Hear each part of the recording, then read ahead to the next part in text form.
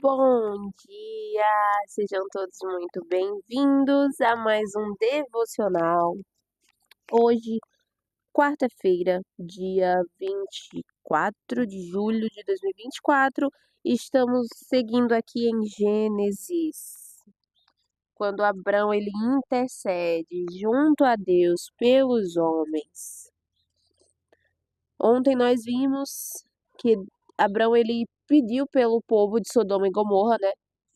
Ele falou com Deus: mas tu vai destruir o justo e o ímpio? Tu vai destruir quem merece e quem não merece? E aí Deus, por Abrão ter conseguido negociar com ele, né? Abrão negociou, Abrão intercedeu pelos outros, Abrão praticou o mandamento que deveria ser praticado. E aí Deus falou, muito justo como ele é. Ele falou, se na cidade tivesse 50 justos, eu não destruo por amor a esses 50. E aí Abraão, mas se tiver 40, mas se tiver 30, mas se tiver 10, e Deus repetindo, se tivesse um justo, Deus não iria destruir a cidade por amor a esse justo. Ló recebe em sua casa os 2 anjos. Ao anoitecer, Gênesis 19, ao anoitecer, vieram os 2 anjos a Sodoma, a cuja entrada estava Ló assentado. Este, quando os viu, levantou-se e, indo ao seu encontro, prostou-se rosto em terra, e disse-lhes: Eis agora, meus senhores, vinde para a casa do vosso servo, pernoitai nela e lavai os pés. Levantar-vos de madrugada e seguirei-os o vosso caminho. Responderam eles: Não, passaremos a noite na praça. Instou-lhes muito, e entraram em casa dele. Deu-lhe um banquete, fez assar uns pães asmos e eles comeram. Mas antes que se deitassem, os homens daquela cidade cercaram a casa. Os homens de Sodoma, tanto os moços como os velhos, sim, de todos os lados. E chamaram por Ló e lhe disseram: Onde estão os homens que à noitinha entraram em tua casa? Trazei-os fora a nós, para que abusemos deles. Saiu-lhes então Ló à porta. Fechou-a após si, e lhes disse: Rogo-vos, meus irmãos, que não façais mal. Tenho 2 filhas virgens e vulas trarei. Trarei-as como vos parecer, porém nada façais a estes homens, porquanto se acham sob a proteção do meu teto. E olha só, Ló, ele preferiu dar as 2 filhas virgens do que entregar os anjos, né? Ele foi, ele foi muito corajoso nesse momento. Eles, porém, disseram: Retira-te daí, e acrescentaram: Só ele é estrangeiro. Veio morar entre nós e pretende ser juiz em tudo? A ti, pois, faremos pior do que a eles. E arremessaram-se contra o homem, contra Ló, e se chegaram para arrombar a porta. Porém os homens, estendendo a mão, fizeram entrar Ló e fecharam a porta. E feriram de cegueira aos que estavam fora, desde o menor até o maior, de modo que se cansaram à procura da porta. Olha isso, que incrível, né? Eles não ouviram o que Ló tinha pedido. Era uma cidade de homens maus, de homens cruéis, e dá para ver aqui nessa parte. E aí, como eles não mudaram, mesmo com a conversa, com o diálogo, com a intercessão de Ló, os 2 anjos feriram-os de cegueira. Todos ficaram cegos procurando a porta, não encontraram. Então disseram os homens a Ló: Tens aqui alguém mais dos teus? Genro, e teus filhos e tuas filhas, todos quantos tens na cidade, fazei-os sair deste lugar. Pois vamos destruir este lugar, porque o seu clamor se tem aumentado, chegando até a presença do Senhor, e o Senhor nos enviou a destruí-lo. Esse clamor da cidade era o clamor, né, das pessoas, de todo o sangue que vivia naquela cidade.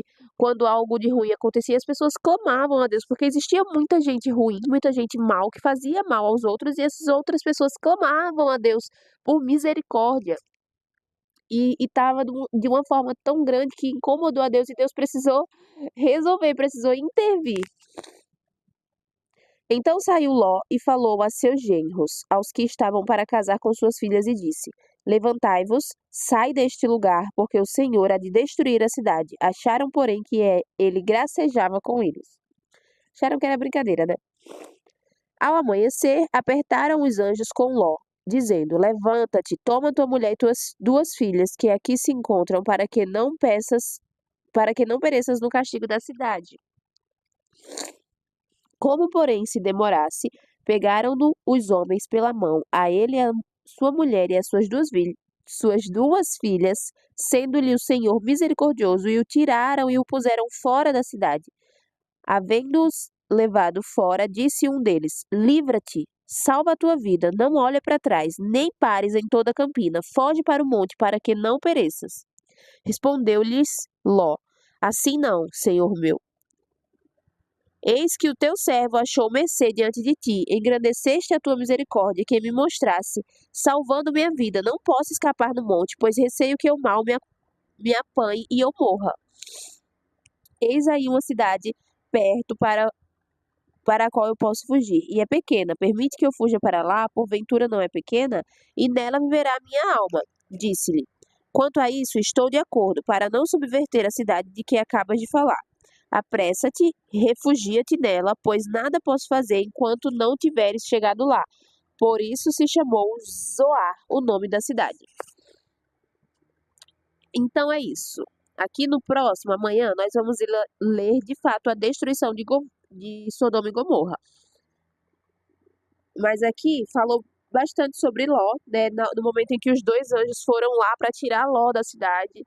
E até nesse momento em que os anjos foram lá tirar Ló da cidade, os homens da cidade se levantaram contra os anjos, né? Não sabiam que eram anjos, mesmo que soubessem, eles se levantaram contra o outro. Eles não tinham amor ao próximo, nenhum amor ao próximo. Então, até ali, nos momentos finais, quando algo poderia acontecer para que Deus mudasse de ideia, porque Deus, ele é assim. Deus, ele muda de ideia no finalzinho, quando a coisa está para acontecer. Ele tinha decidido destruir a cidade toda, mas aí a intercessão de Abrão fez com que ele repensasse. Mas olha só, quando ele envia os anjos à casa de Ló, os homens da cidade foram lá matar os anjos, abusar dos anjos. E isso tinha senhores de idade, tinha adulto, tinha jovem, tinha criança, tinha um batalhão de homens apoiados no próprio entendimento, tentando fazer justiça com as próprias mãos. Não queriam que outras pessoas entrassem na cidade, eles pensaram que eram estrangeiros que queriam se tornar rei, queriam se tornar uma pessoa que mandava em tudo. Enfim, mas o que é que a gente vai refletir hoje acerca desta palavra? Quando muitas vezes as coisas podem mudar no finalzinho, assim. Às vezes a gente faz alguma coisa e a gente pensa, ai, agora não tem mais jeito. Agora, depois que eu fiz isso, já era. Não tem mais para onde voltar, não tem mais o que fazer. Mas é claro que tem, gente. É claro que dá para voltar atrás, é claro que dá para mudar, recalcular a rota, é claro que dá para trocar de opinião, é claro que dá para pedir intercessão, para pedir para Deus: olha por mim, eu não quero fazer isso, eu não quero ir por esse caminho. Eu tinha pensado em fazer isso, mas eu desisti. Eu tinha pensado isso, mas eu não vou lançar essa palavra. Eu tinha pensado isso, mas eu não vou desse lugar. Então, nós temos a chance, a possibilidade de mudar de ideia, mesmo que nós nos apoiemos no nosso próprio entendimento, fizermos alguma coisa errada, chegarmos até. Não interessa, qualquer momento, qualquer hora, é tempo de voltar. É tempo de se arrepender. É tempo de entregar sua vida a Jesus. A qualquer momento, não interessa o que você fez, não interessa quanto tempo faz que você está fazendo isso, não interessa, não interessa. Deus, ele perdoa todo mundo. Deus, ele perdoa o assassino, Deus, ele perdoa o estrupador, Deus, ele perdoa o ladrão, Deus, ele perdoa todo mundo. Todos são filhos de Deus e um pai é assim, um pai e uma mãe é desse jeito, né? Pai, você não quer o mal do seu filho, você não não quer dificultar a vida do seu filho de forma alguma. Pelo contrário, você tenta facilitar, você tenta, você sabe de como que o seu filho vai crescer, né? Você sabe das possibilidades que você tem para entregar para ele. Você sabe que se for feito tudo ali conforme o que você está tentando fazer, seu filho vai ter um futuro bom, seu filho vai ter uma educação, seu filho vai ter... E você está ali constantemente tentando colocar o seu filho no caminho, constantemente tentando fazer com que ele siga pelo caminho de Deus. E o teu filho faz alguma coisa, e o teu filho te decepciona, o teu filho, sei lá, faz alguma coisa errada, grita com você, tem aquela fasezinha rebelde ali. Você vai deixar de amar o seu filho? Não. Você vai abandonar o seu filho? Não. Você vai querer o mal do seu filho? Não. E é assim que Deus é conosco. É assim que acontece. A gente faz um monte de coisa, parecendo uma criança rebelde mesmo, né? A gente sai, bate porta e faz as coisas e vai pra onde não tinha que ir, se envolve com pessoas que não tinha que se envolver, fala com quem não tinha que falar, viaja pra onde não tinha que viajar. A gente faz tanta coisa apoiada no nosso próprio entendimento e a gente vai fazendo, tipo, imagino como se fosse assim, ó. Eu imagino como se fosse um pátio. Esse espaço aqui que vocês estão vendo na frente, esse espaço vazio. Imagino que aqui tenha vários pinos de boliche. E quando a gente quer fazer as coisas apoiadas no nosso próprio entendimento, a gente vai indo, vai passando, vai derrubando tudo. E vai deixando o rastro de destruição, né? E quando a gente olha pra trás, a gente vai, talvez às vezes olha e pensa, meu Deus, não tem como arrumar isso mais não. Agora já era, agora eu vou seguir aqui mesmo, nesse caminho que eu tô. Vou seguir derrubando o resto. O nosso erro é pensar dessa forma. O nosso grande erro é achar que não dá pra voltar, que não dá pra arrumar, que não dá pra resolver. Dá sim. Então sempre, eu sei que é complicado, eu sei que é desafiador. Geralmente quando a gente faz alguma coisa que nos afasta de Deus, a gente fica com vergonha de se aproximar novamente. E a gente não se acha digno, né, de falar com o Senhor. Mas não é assim que funciona, gente. Para Deus, nós somos os filhos dele. Ele nos ama acima de qualquer coisa. Somos a imagem e semelhança dele. Ele entende nossos anseios, ele entende o nosso coração, ele entende nossos medos, ele entende a nossa ansiedade, a nossa angústia. Ele entende tudo isso e ele existe. E ele nos mostra possibilidades de viver sem passar por essas coisas. De viver sem a bagunça, sem a ansiedade, sem o desespero. Acontece que, em algum momento da sua vida, alguém lhe falou de Deus de forma chata, de forma religiosa, de forma completamente diferente do que ele de fato é. Em algum momento da sua vida, alguém falou da Bíblia para você como se fosse um livro de religião, como se fosse um livro de igreja. A Bíblia não é livro de igreja, a Bíblia é um manual para quem quer vencer na vida, para quem quer dar certo na vida, porque aqui tem inúmeras histórias de pessoas que deram certo, de pessoas que foram chamadas por Deus, de pessoas que foram usadas por Deus. Isso aqui não é religioso, isso aqui não é igreja. Esses dias eu recebi uma ligação do meu amigo e ele estava me falando: ai, amiga, por que tu tá tão crente? Eu estou preocupado contigo porque eu já fui da igreja e é assim, assim, assim, assim. E aí eu falei pra ele: amigo, você tá me dando a sua opinião com base no que você aprendeu, com base no que lhe foi ensinado e imposto na igreja que você frequentava. Não é sobre Deus isso, a gente não tá falando da mesma coisa.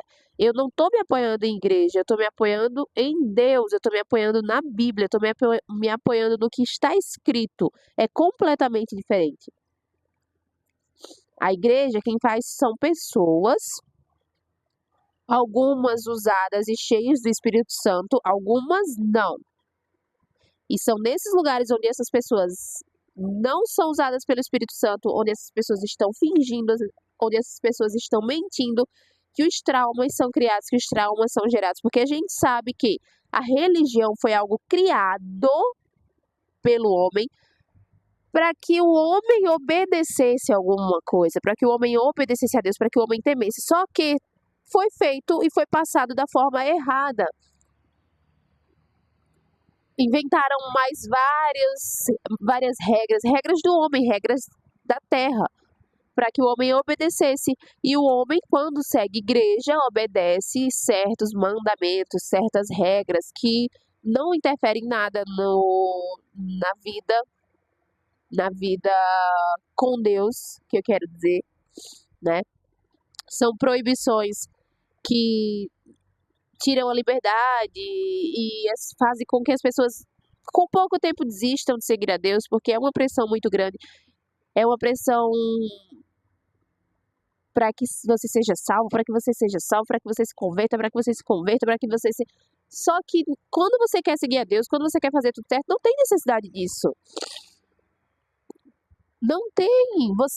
Você quer ir a um lugar, você precisa ir a um lugar, você precisa frequentar lugares onde palavras proféticas são colocadas para fora, né? Onde palavras proféticas são faladas, onde já existe um grupo de pessoas que se reúne para falar de Deus, onde ele já se manifesta. Um lugar assim, seja uma casa de pregação, seja uma igreja, você precisa frequentar lugares desse jeito. Mas você não precisa seguir uma pessoa, seguir um pastor, seguir a igreja, igreja. Eu conheço várias histórias de pessoas que foram humilhadas dentro da igreja porque fizeram uma coisa errada. Eu conheço a história de uma menina que ela era da igreja, ela, a família e a família do namorado dela. Eles estavam para casar, mas aconteceu relações antes deles casarem.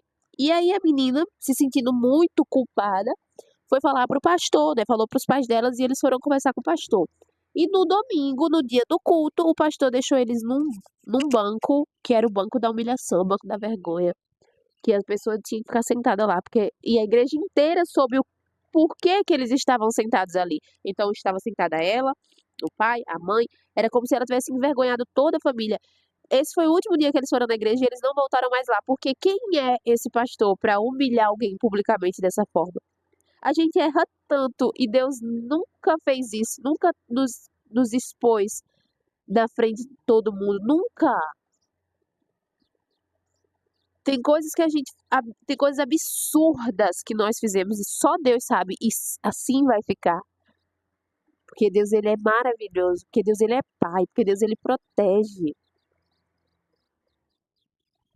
Então acho que é isso. Em resumo, nunca é tarde para voltar atrás, tá bom? Nunca é tarde para seguir os caminhos de Deus, nunca é tarde para aprender, nunca é tarde para buscar conhecimento, para pedir sabedoria, nunca é tarde, independente da bagunça que tem ficado pelo caminho. Não é tarde. No momento em que você quiser voltar, no momento em que você quiser seguir a Deus, no momento que você quiser viver de acordo com os princípios milenares, isso não é ser religioso, repetindo, isso não é ser igreja. Deus ele vai estar te esperando. Deus ele nunca deixou de esperar por nós e eu sou a prova viva disso, né? Deus foi incrivelmente paciente comigo, maravilhoso comigo, mesmo eu fazendo um monte de coisa que não deveria fazer no processo, quando eu não merecia, ele me tirava do final da fila e me botava no topo. Ele me tirava do final da fila e me botava no começo. Ele me tirava de lugares que eu não deveria estar e me colocava onde eu tinha que estar. Ele me colocava no topo, ele me fazia vencer. Mesmo quando eu era muito inconsequente e irresponsável, me apoiava no meu próprio entendimento e não temia Deus. Ele fazia todas essas coisas quando eu não temia ele. Imagina agora.